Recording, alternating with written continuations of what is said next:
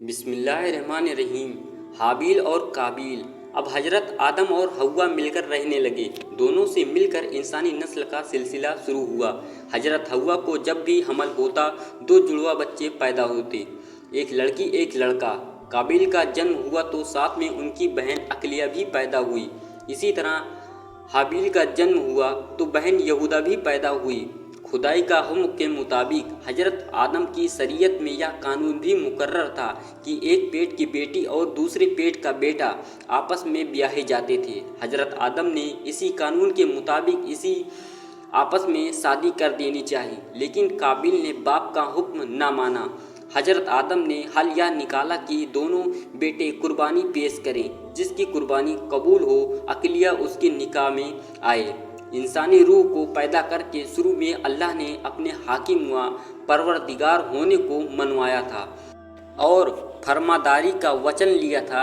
اسی کو قول و قرار روزے الست کہتے ہیں۔ اس زمانے میں قربانی کا دستور یہ بنایا گیا تھا کہ اگر دو آدمی آپس میں جھگڑتے تو دونوں اپنی اپنی قربانی پہاڑ پر رکھتے، پھر بنا دھوئیں کی آگ آسمان سے اترتی اور جو حق پر ہوتا اس کی قربانی کو قبول کر لیتی۔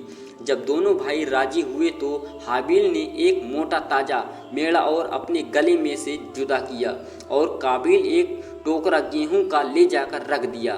جب یہ دونوں پہاڑ پر اپنی قربانی کو رکھ آئے تو خدا کی قدرت سے ایک آگ آسمان کی طرف سے آئی اور حابیل کی قربانی کو قبول کر لیا۔ قابیل جل اٹھا، بولا حابیل میں تجھ کو اب قتل کر دوں گا۔ حابیل بولے اللہ تو پرہیزگاروں کی قربانی قبول کرتا ہے، اگر تم مجھ پر ہاتھ چلاؤ گے تو بھی میں تجھ پر ہاتھ نہ ڈالوں گا، میں اللہ پر بھروسہ رکھوں گا۔ لیکن قابیل تو جلن کا شکار ہو گیا تھا۔ اس پتھر دل نے موقع دیکھ کر حابیل کے سر پر ایسا پتھر مارا کہ حابیل شہید ہو گئے۔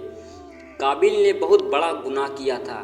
حابیل کے شہید ہونے پر قابیل جب ہوش میں آیا تو پریشان ہو اٹھا، بھائی کی لاش اٹھائے اٹھائے پھرتا۔ سمجھ میں نہ آتا تھا کہ کیا کریں، کس طرح لاش کو دوسروں کی نظر سے چھپائیں۔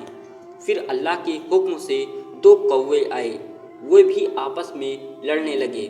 ایک نے دوسرے کو مار کر گرا دیا اور اپنے پنجوں سے زمین کھود کر اس کو گاڑ دیا۔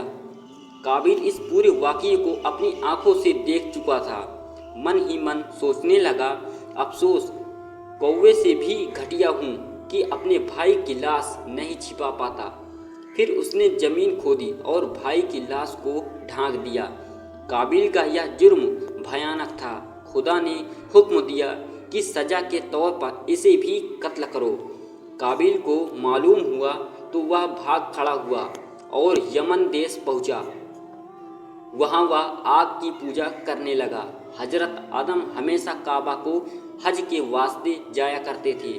ایک بار عرفات پہاڑ پر گئے۔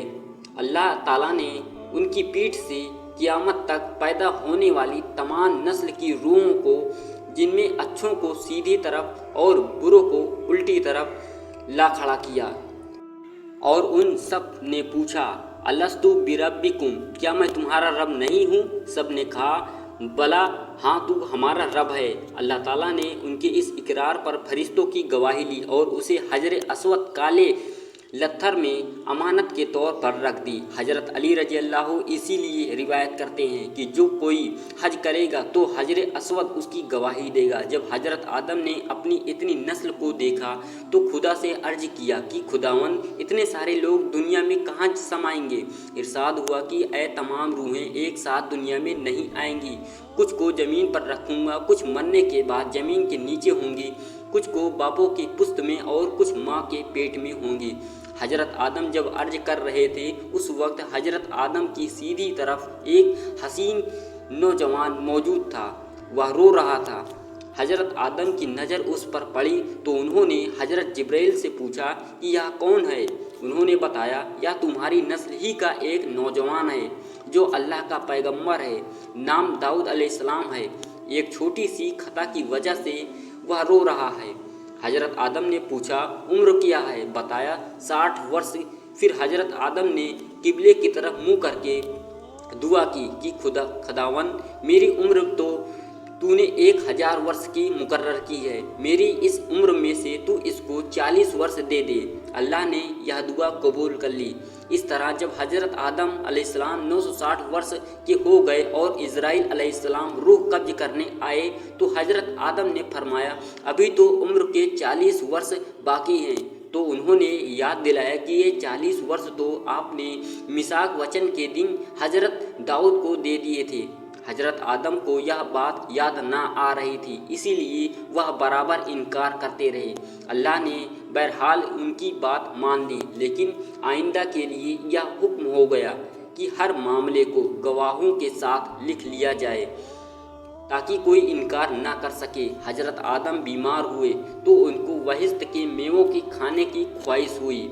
औलाद से कहा कि वह इससे हासिल करे। जब बाहर आए तो देखा कि जिब्राइल और कई फरिश्ते कफन और खुशबू बहिश्त के लिए चले जा रहे हैं। उनसे हजरत आदम की ख्वाहिश का जिक्र किया। हजरत जिब्राइल ने बताया कि हम इसीलिए आए हैं कि उनको वहां पहुंचा दें जहां वह अपनी ख्वाहिश पूरी कर लेंगे। फिर हजरत आदम ने अपनी बीवी और लड़कों से फरमाया कि तुम यहाँ से जाओ और मुझे खुदा के फरिश्तों पर छोड़ दो। हजरत आदम खुदा की याद में लग गए, यहाँ तक कि फरिश्तों ने उनकी रूह कब्ज कर ली। हजरत आदम की नमाज जनाजा हजरत शीस अलैहिस्सलाम ने जिब्रील की तालीम के मुताबिक पढ़ाई और हजरत आदम को दफन कर दिया। क़यामत तक आदम की नस्ल के लिए नमाज जनाजा की यह रस्म उसी वक्त से चली आ रही। दोस्तों, अगर वीडियो अच्छी लगे तो लाइक करें, चैनल को सब्सक्राइब जरूर करें। दोस्तों, आपको ऐसी सच्ची वाक़ियात इसी चैनल पर मिलेगी।